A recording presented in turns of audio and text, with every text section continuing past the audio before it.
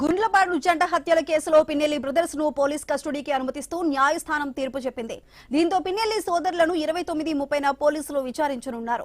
పిన్నెల్లి సోదరులు ప్రస్తుతం నెల్లూరు జైల్లో ఉన్నారు. వారిని మాచర్ల రూరల్ పిఎస్ లో విచారించే అవకాశం ఉంది.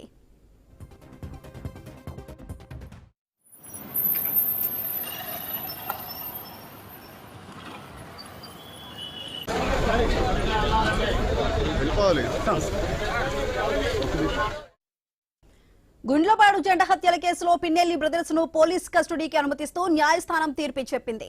దీంతో పిన్నెల్లి సోదరులను 29:30న పోలీసులు విచారించనున్నారు. పిన్నెల్లి సోదరులు ప్రస్తుతం నెల్లూరు జైల్లో ఉన్నారు. వారిని మాచర్ల రూరల్ పిఎస్ లో విచారించే అవకాశం ఉంది.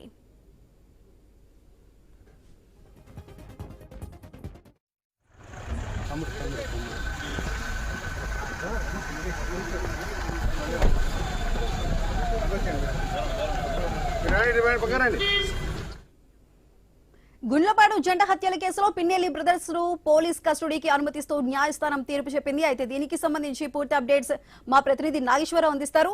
నాగేశ్వరరావు, చెప్పండి, జంట హత్యల కేసుకి సంబంధించి పిన్నెల్లి బ్రదర్స్ కి 2 రోజులు విచారణ చేయడానికి అనుమతి లభించింది. మరి దీనికి సంబంధించి నెక్స్ట్ అప్డేట్స్ ఏ విధంగా ఉండబోతున్నాయి? పూర్తి డీటెయిల్స్ ఏంటి? ఏదైతే పిన్నెల రామకృష్ణారెడ్డి సోదరులు అయితే ప్రస్తుతం జైల్లో ఉన్న పరిస్థితి అయితే ఉంది.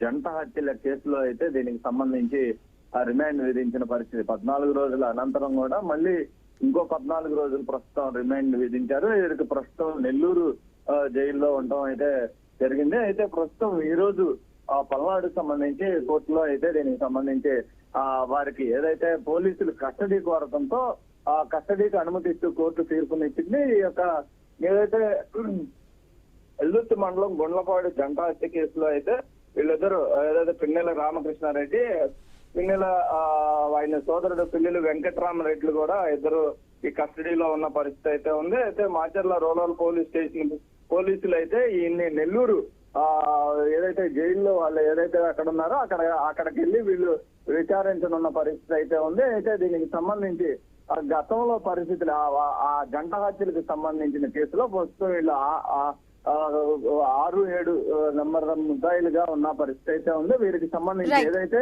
ఇంకా పలు విషయాల కోణాల్లో రాబట్టడం కోసం వాటికి సంబంధించి, ఎందుకంటే ఒక వెహికల్ తో గుద్ది చంపడం జరిగింది, దాన్ని పరిగణలోకి తీసుకుని వీళ్ళు ఎవరెవరితో మాట్లాడారు అనే కోణంలో కూడా ప్రస్తుతం విచారించే పోలీసులు విచారించనున్న పరిస్థితి అయితే ఉంది. Right Nageswara Rao, thank you.